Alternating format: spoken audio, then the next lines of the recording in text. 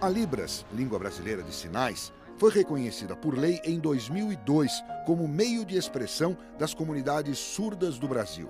A partir de então, Libras tornou-se disciplina obrigatória nos cursos de formação de professores em pedagogia, fonoaudiologia e licenciaturas. É considerada a língua natural dos surdos. O português, as crianças surdas aprendem como segunda língua.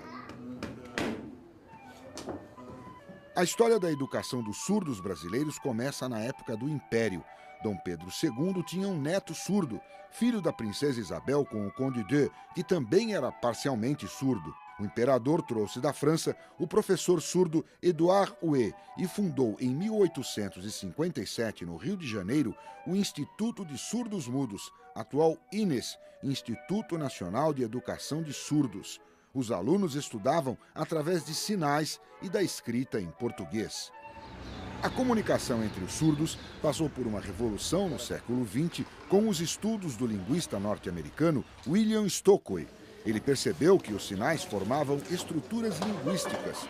A partir daí, as línguas de sinais começaram a ser sistematizadas com base nos sinais usados pelas comunidades surdas de cada país. Por causa do trabalho do professor Huet, a Libras teve grande influência da língua de sinais francesa.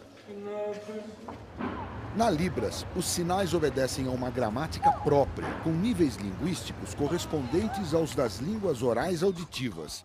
Em português, os fonemas, unidades mínimas de som, são representados graficamente pelas letras. Na língua brasileira de sinais, os fonemas equivalem aos quiremas, representados pela configuração das mãos. Mas os sinais só ganham sentidos quando a configuração das mãos é aliada a movimentos, direção, pontos de articulação e expressões faciais.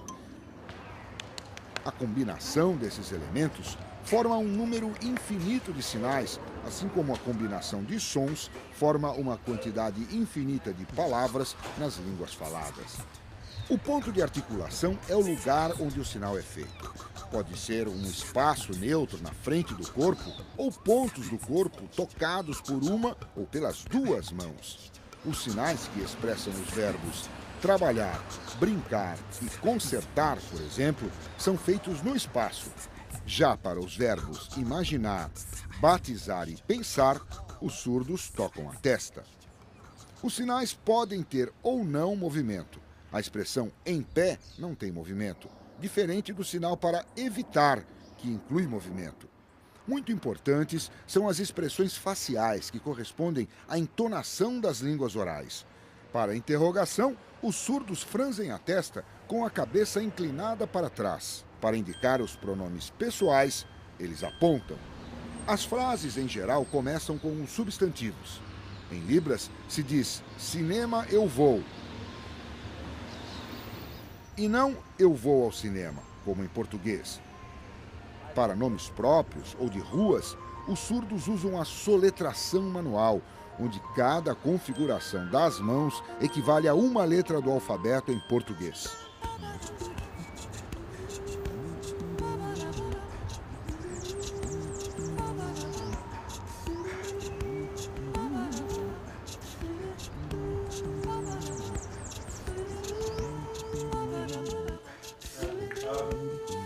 A lei de 2002, que reconhece Libras como língua brasileira, foi regulamentada em 2005.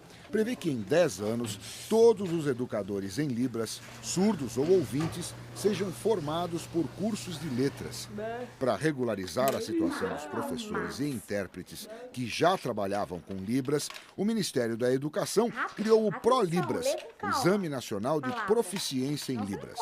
É uma prova de certificação para os profissionais realizada uma vez por ano desde 2006.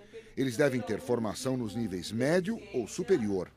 Aprovados, tornam-se habilitados para lecionar ou interpretar Libras em faculdades ou no segundo ciclo do ensino fundamental, de acordo com a escolaridade de cada um.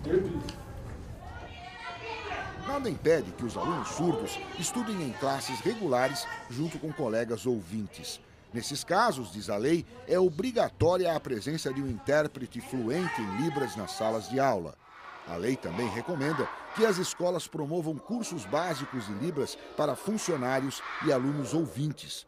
Algumas escolas, como a Paulo Heiró, na Zona Sul de São Paulo, já dão conta da tarefa de difundir a língua brasileira de sinais.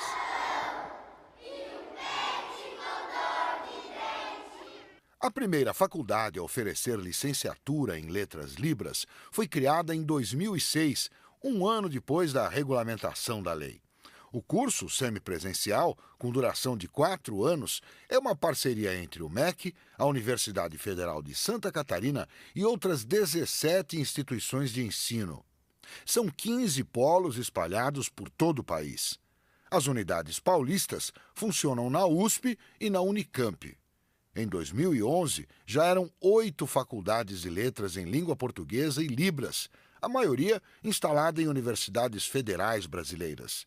Dos 8 cursos, 2 são à distância e 6 presenciais. No caso da licenciatura, depois de formados, os surdos terão prioridade para lecionar Libras no ensino básico ou superior.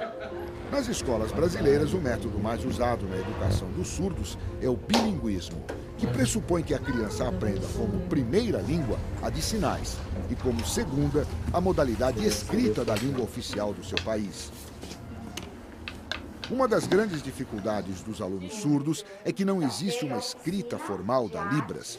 Para escrever, eles pensam em sinais e transferem os significados para a segunda língua, o português, que tem outra gramática, outra ordem na formação das frases.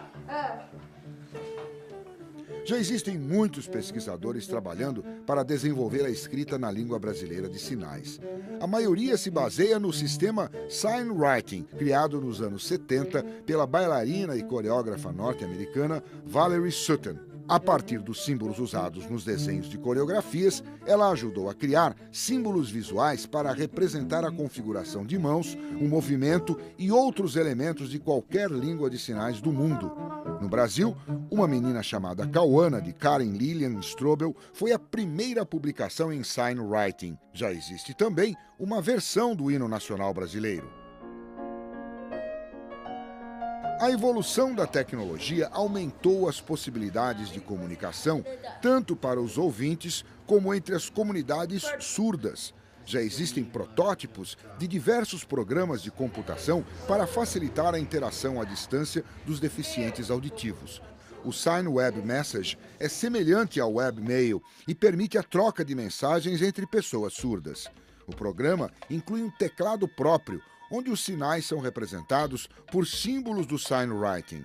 Foi desenvolvido pela Universidade Gaúcha Unicinos. Baseados no mesmo sistema, pesquisadores da Universidade Federal do Rio Grande do Sul criaram um teclado virtual para a escrita em Libras. O equipamento torna possível aos surdos registrar seus pensamentos de forma gráfica. O usuário pode criar textos tanto em português como em Libras, desde que a fonte Sutton seja instalada no computador. Enquanto esses programas não saem do estágio experimental, os surdos conversam, e muito, através dos comunicadores instantâneos via internet.